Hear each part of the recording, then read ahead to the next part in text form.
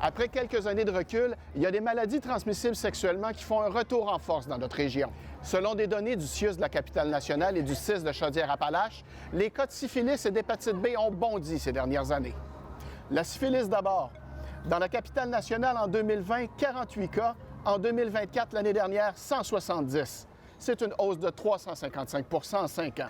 Et dans Chaudière-Appalaches, on est passé de 29 cas en 2020 à 76 en 2024 pour une hausse de 262 C'est très préoccupant. Pourquoi? Parce que c'est pas une maladie banale. À la fin des années 90, on pensait qu'on était sur le bord de voir la fin, si on veut, puis là, ça réaugmente.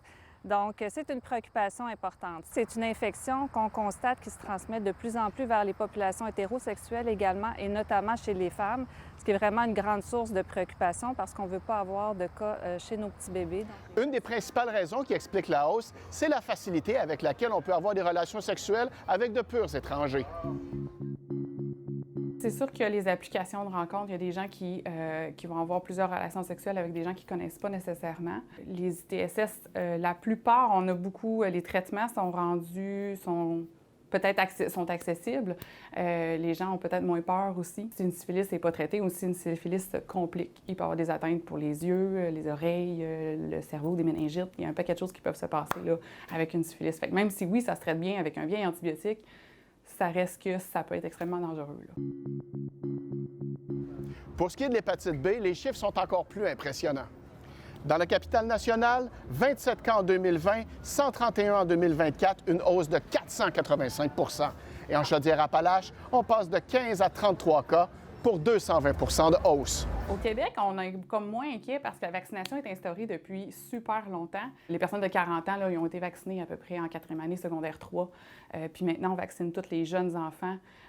C'est dans le calendrier régulier. Fait que l'hépatite B, ça a extrêmement diminué. Fait qu'on dirait que ça existe peut-être moins au Québec. Par contre, il y a certains pays où est-ce qu'il n'y a pas de vaccination. Donc, l'hépatite B est peut-être plus présente. Les gens vont immigrer ici, puis l'hépatite B, elle monte. Là. On voit ça là, beaucoup par l'immigration aussi. Là.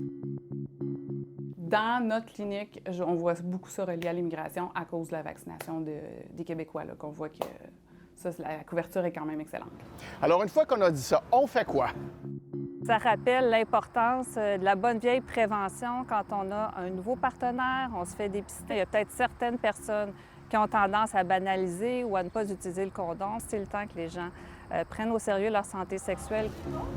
Je le sais que vous le savez, vous l'avez déjà entendu. Je ne veux pas faire mon curé, mais soyez prudents. À Québec, Mathieu Boivin pour Nouveau Info.